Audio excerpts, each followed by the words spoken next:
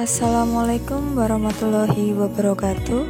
Perkenalkan, kami dari SMKN 1 Tanjung Selor jurusan 10 Perhotelan dari kelompok 1 membuat video gerak henti yang bertema menjelaskan pengertian konjungsi dan beranggotakan 1.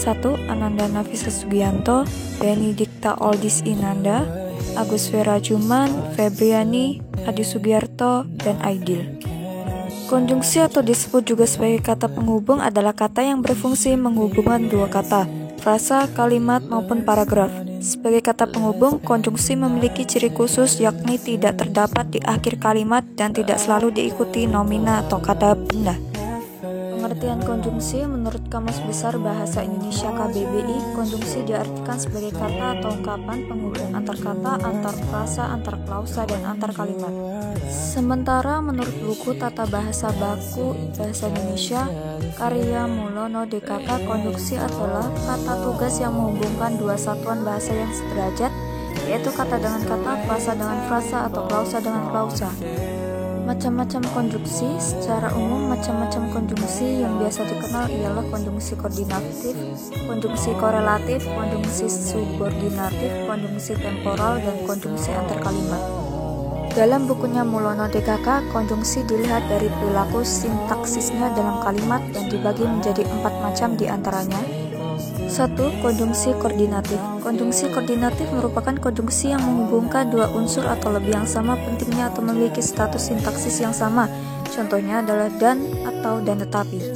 Konjungsi koordinatif agak berbeda dengan konjungsi lain karena fungsinya tak hanya menghubungkan klausa, namun konjungsi ini juga dapat menghubungkan kata. Konjungsi korelatif. Konjungsi korelatif adalah konjungsi yang menghubungkan dua kata, frasa atau klausa yang memiliki status sintaksis yang sama.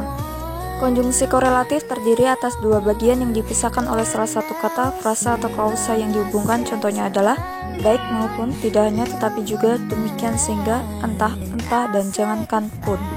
Konjungsi subordinatif. Konjungsi subordinatif adalah konjungsi yang menghubungkan dua klausa atau lebih dan klausa itu tidak memiliki status sintaksis yang sama. Salah satu dari klausa itu merupakan anak kalimat dari induknya. Konjungsi antar kalimat. Konjungsi antar kalimat itu menghubungkan satu kalimat dengan kalimat yang lain. Posisinya selalu memulai suatu kalimat yang baru dan tentu saja huruf pertamanya ditulis dengan huruf kapital. Contohnya konjungsi antar kalimat adalah biarpun demikian atau begitu, meskipun demikian atau begitu, kemudian sesudah itu, selain itu, sebaliknya, sesungguhnya, bahkan, tetapi, kecuali itu, dengan demikian, oleh karena itu, dan sebelum itu. Kemudian berdasarkan buku Tata Bahasa Indonesia Penggolongan Kata karya Ramlan M, konjungsi sebagai bagian dari partikel mempunyai ciri yaitu tidak terdapat pada akhir kalimat dan tidak selalu diikuti nominal dibetakan atas. 1. Konjungsi setara. Contohnya dan, tetapi, seperti, kaya, saja, melulu, tanpa, ialah, adalah. 2. Konjungsi tak setara. Contohnya sambil, seraya, demi, sehingga, sejak, sebab, karena. 3. Konjungsi korelatif. Contohnya kian, makin, makin. Sementara dikutip dari buku Tata Bahasa Rujukan Bahasa Indonesia karya Gorskiraf, konjungsi dibedakan berdasarkan fungsi khususnya diantaranya konjungsi aditif atau adjuntif, dan, lagi pula, dan serta. Konjungsi disjungtif, baik atau entah.